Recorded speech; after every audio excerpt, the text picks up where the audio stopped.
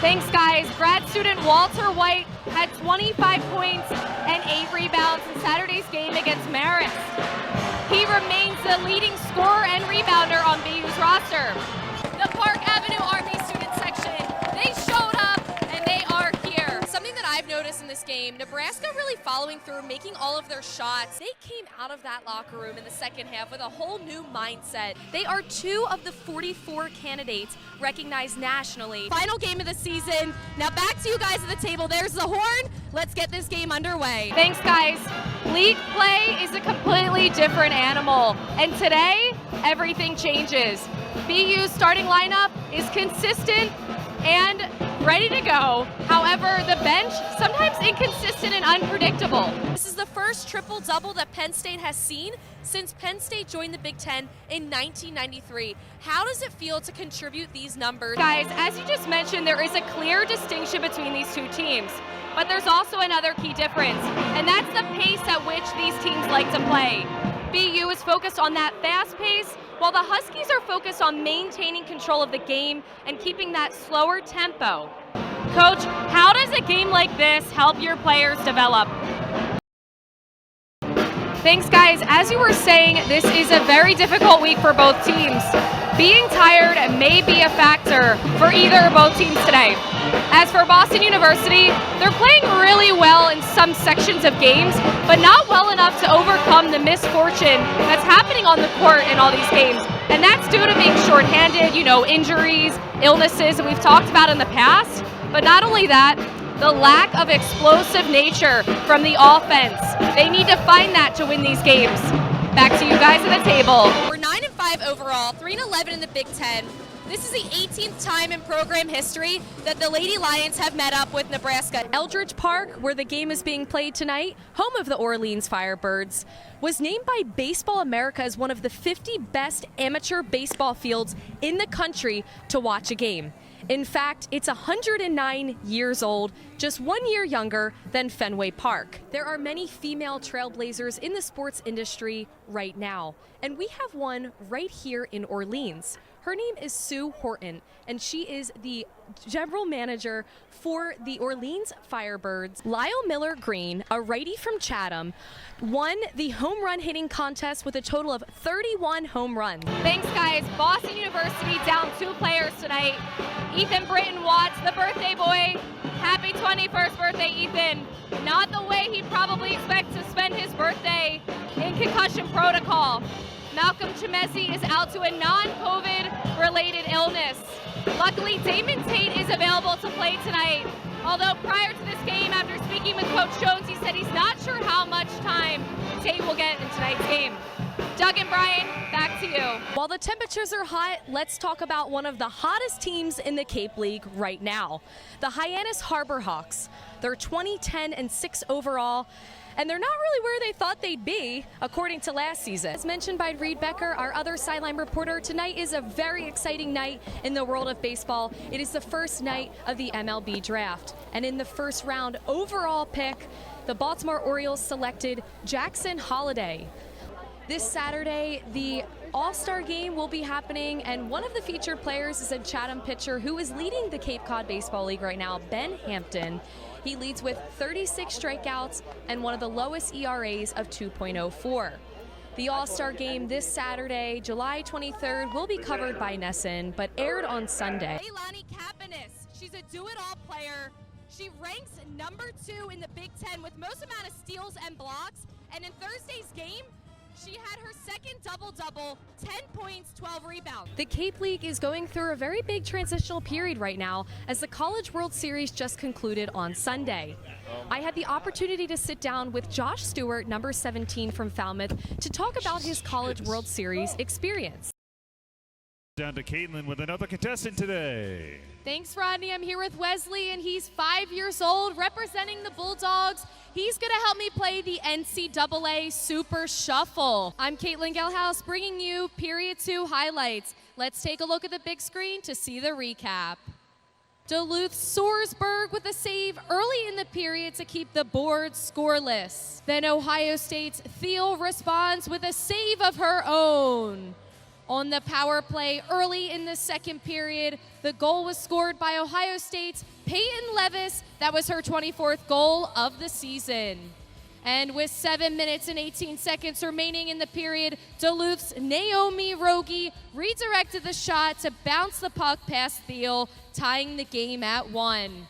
That does it for period 2 highlights. Stay tuned for period 3 action. Thanks, Rodney. I'm here with Ryan. He's a freshman at Penn State, and he's going to play the NCAA Trophy Shuffle. Let's take a look at the big screen to play round 1.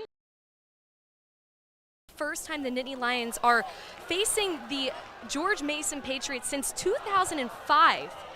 And they have yet to defeat them in program's history. So let's see if tonight will be the night. Back to you guys in the booth. Tonight's match with Northwestern does mark the 9th annual Mac Brady match, traditionally held on the team's Big Ten home opener, which is tonight against Northwestern.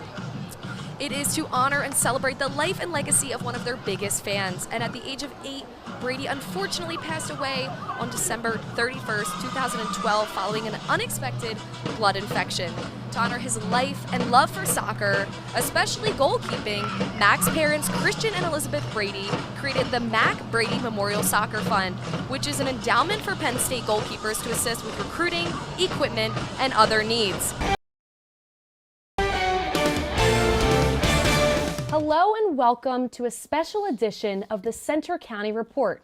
My name is Kaitlin Gehlhaus, and today we are joined by a very special guest, Donald P. Bellisario. Mr. Bellisario, a Penn State alum, started his career in advertising and after 15 years transitioned to film and television production. The college now has your last name, Bellisario, attached to it forever. What does that mean to you? And of all the places you could put your money, why Penn State? What is one of your favorite memories of being a Penn Stater? Penn State men's basketball returns home tomorrow to play Miami in the Big Ten ACC Challenge. The Nittany Lions face an uphill battle this week as they go on the road to Ohio State, nursing injuries and a 2-game losing streak. Saturday's devastating overtime loss to Illinois still hurts. Lauren Starker takes a look back. For the first time in 2 years, the Harlem Globetrotters will return to Happy Valley in 2022.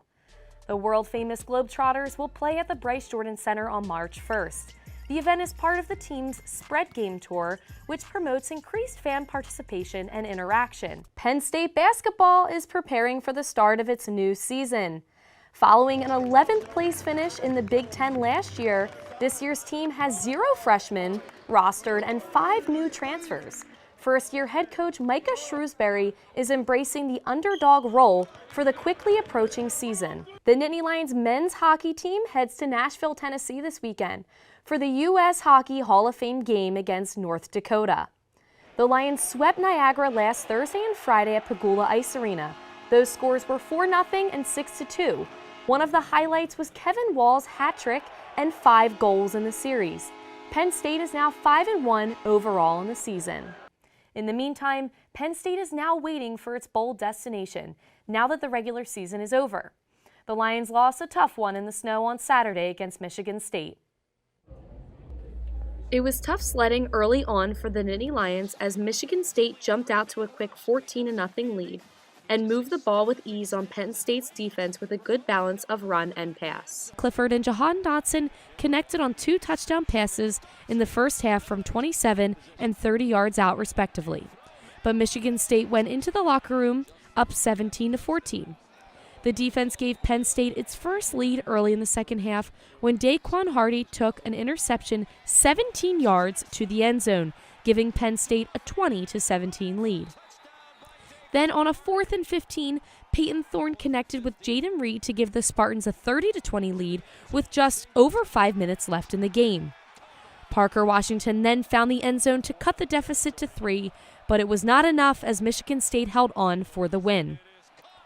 We were trying to mix the run game all day long, to try to help our offensive linemen in protection. Penn State now awaits its bowl game fate, which will be determined this weekend. Penn State finished 7-5 overall and 4th in the Big Ten East. The State College High School field hockey team is focused on supporting a former state high athlete who is battling cancer. Sarah Fenton was diagnosed with acute promyelocytic leukemia this past August. In response to the sad news, the Little Lions field hockey team hosted Mifflin County in their annual Stick It to Cancer field hockey game, where they honored Fenton and her battle. It's really special to get to honor her and really help her and her family through this in also a way that we all love, was just playing field hockey. In addition to the support from the game, the field hockey team organized a virtual 5K for the 2019 graduate. What we've been doing is really just like community building, and I love that about our program. I love that about our school in general, and I love how much everyone's willing to help out. Head coach Sharon Herlocker shares what it means to the community to support a cause like this. I think it's just awesome for us to be part of something bigger than ourselves and be bigger than sports. Although the Stick It to Cancer field hockey game and virtual 5K began back on October 6th, there is still time to register for that 5K, where you can run, walk, or jog. So grab those sneakers, hit the track, and support Sarah Fenton and her battle against leukemia. In State College, reporting for the Center County Report, I'm Kaitlin Gehlhaus.